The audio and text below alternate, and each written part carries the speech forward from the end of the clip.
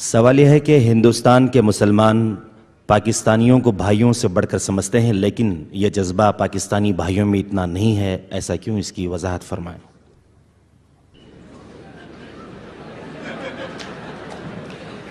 میں پورے پاکستانیوں کی یہاں پر نمائندگی نہیں کر رہا، اپنی بات کر رہا ہوں۔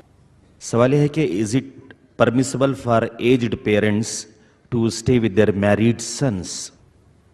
پرمیسیبل ضروری ہے، اپنے والدین کو اپنے پاس رکھنا، ان کی خدمت کرنا، ان کی دلجوئی کرنا۔ دیکھیے میں آپ کو بتا دوں، صرف دو چیزیں ایسی ہیں کہ جن کو دیکھنا بھی عبادت ہے۔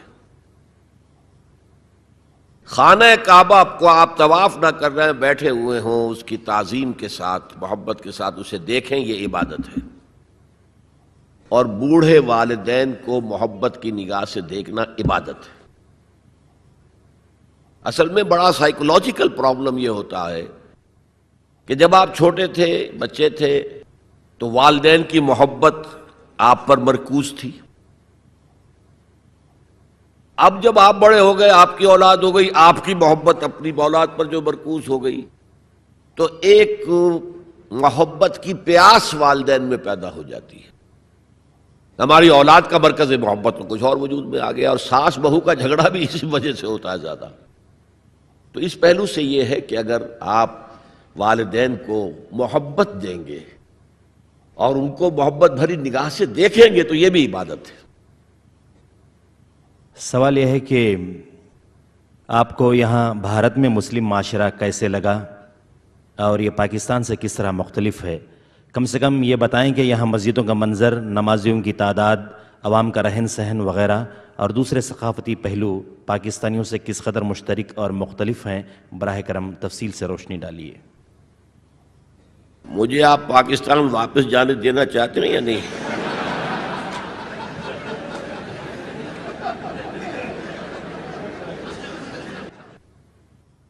سوال یہ ہے کہ دل کی نماز کا اکثر چرچا ہوا کرتا ہے۔ جی؟ سوال یہ ہے کہ اکثر دل کی نماز کا چرچا ہوا کرتا ہے، یہ دل کی نماز کا مسئلہ کیا ہے؟ کیا یہ سچ ہے؟ میں تو واقف نہیں ہوں، آپ سے پہلی مرتبہ سنا ہے۔ یہ میں جانتا ہوں کہ نماز دل کے ساتھ پڑھنی چاہیے، دلی آمادگی کے ساتھ پڑھنی چاہیے، لیکن دل کی نماز کیا ہے یہ میرے علم میں نہیں۔ ایک اور سوال ہے کہ ہم غیر مسلم کے سامنے یہ کیسے بیان کر سکتے ہیں وضاحت کے ساتھ کہ حضور اکرم صلی اللہ علیہ وسلم نے کئی شادیاں کی تھیں، کبھی یہ بھی کہا جاتا ہے کہ 11 ان کی بیویاں تھیں، کس طرح ہم اس کی وضاحت ان کو کر سکتے ہیں؟ کیسے اس کا ہم ان کو جواب دے سکتے ہیں؟ جواب دیجئے کہ راجہ دشرتھ کی کتنی تھیں، حضرت داؤد علیہ السلام کی کتنی تھیں؟ یہ ہر دور کی بات ہے۔ پولی گیمی جو ہے دنیا میں ہمیشہ رہی ہے، ہمیشہ رہی ہے، اور خاص طور پر قدیم زمانے میں جو سردار ہوتے تھے وہ اس لیے بھی شادیاں کیا کرتے تھے زیادہ کہ مختلف قبیلوں سے ان کے رشتے قائم ہو جائیں، تو اس سے یہ کہ سیاسی مصلحت بھی حاصل ہوتی تھی۔ پھر حضور یہ بھی چاہتے تھے کہ عورتوں کے بارے میں میری تعلیمات زیادہ سے زیادہ خواتین آگے پہنچا سکیں میرے بعد۔ جیسا کہ میں نے کہا کہ عورتوں کے لیے تو اسوہ صرف ازواج مطہرات ہیں، اور شوہر اور بیوی کے جو بہت ہی یوں سمجھیے کہ انٹیمیٹ ریلیشنز ہوتے ہیں، وہ بھی ایک ضرورت ہے انسان کی کہ معلوم ہو شوہر جو ہے، شوہر بیوی روزے کی حالت میں کس حد تک جا سکتے ہیں، یہ معلوم ہونا چاہیے۔ کس سے آگے بڑھیں گے تو روزہ ٹوٹ جائے گا اور کفارہ دینا پڑے گا 60 روزے، تو ہوش ٹھکانے آ جائیں گے۔ لہذا یہ تو ساری چیزیں، جیسے کہ بعض صحابہ نے آ کر عرض کیا حضور سے کہ حضور یہ یہودی ہمارا بڑا مذاق اڑاتے ہیں کہ تمہارا نبی تمہیں بڑی چھوٹی چھوٹی باتوں کی تعلیم دیتا ہے۔ آپ نے فرمایا ان سے کہو ہاں، ہمیں تو ہمارے نبی نے طہارت کرنی بھی سکھائی ہے، وہ بھی زندگی کا ایک حصہ ہے، جسم پاک ہوگا تو عبادت ہوگی۔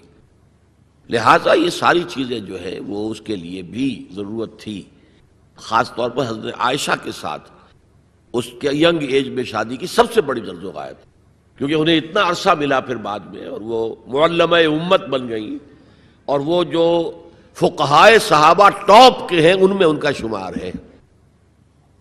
اس اعتبار سے عبداللہ ابن مسعود ہیں، حضرت عمر ہیں، حضرت علی ہیں، یہ ہے فقہائے صحابہ، اور ان میں ہی حضرت عائشہ صدیقہ رضی اللہ تعالی عنہ کا نام بھی ہے۔ پوچھا گیا ہے کہ ladies are forbidden to see غیر محرم but we are seeing you while you are preaching, can it be permissible? آپ نگاہیں نیچی رکھیں۔ سوال یہ ہے کہ آپ نے اخبارات کو یہ بیان دیا ہے کہ کشمیر سے متعلق آپ نے جو کہا ہے اس کی وضاحت کریں، جبکہ بقول مودودی کشمیر کے ساتھ میرا تعلق وہی ہے جو میرے اپنے جسم کے کسی حصے کا تعلق میرے ساتھ ہے۔ ماخوذ مومن صادق کی پہچان جہاد۔ لیکن شاید آپ کے معلوم ہوگا کہ 1948 کے جہاد کشمیر کو مولانا نے جہاد نہیں مانا تھا، اور اس پر ان کے خلاف بڑا طوفان اٹھا تھا، اور انڈین ریڈیو نے بہت زیادہ ایکسپلائٹ کیا تھا ان کے اس بیان کو۔ تو میں نے بھی اصل میں جو کہا وہ ہے کہ جہاد فی سبیل اللہ نہیں مانتا۔ اصل میں معاملہ کیا ہے؟ ایک جہاد ہے فی سبیل الحریت، آزادی کے حصول کے لیے، سیلف ڈٹرمنیشن کے حصول کے لیے جہاد، اور اس میں بھی میں بہتر یہ سمجھتا ہوں کہ اگر کشمیری اس کا جہاد کرنا چاہیں تو پیسفل ذرائع سے کریں۔ اگر 1,00,000 آدمیوں کا جلوس نکلے اور اس کے اوپر جو ہے فائرنگ ہو، 100 آدمی مر جائے، پوری دنیا میں تہلکہ مچ جائے گا۔ انہیں سیاسی اعتبار سے جدوجہد کرنی چاہیے تھی۔ مجھے آپ حضرات کو زیادہ یاد ہوگا کہ اندرا گاندھی نے 2 منسٹریز کو ایک دم جو ہے برخاست کیا تھا۔ ایک آندھرا پردیش کی، وہ جو رام کا کردار ادا کرتا تھا ایکٹر، کیا نام تھا اس کا، این ٹی راما راؤ، اور ایک فاروق عبداللہ کی کشمیر کی۔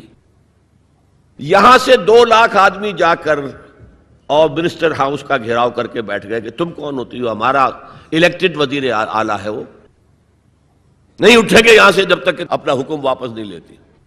انہیں واپس لینا پڑا، اور کشمیر سے اب اس کا ڈاکٹر فاروق عبداللہ کا بہنوئی آ کر بیٹھ گیا، جی میں حاضر ہوں جو حکم دے۔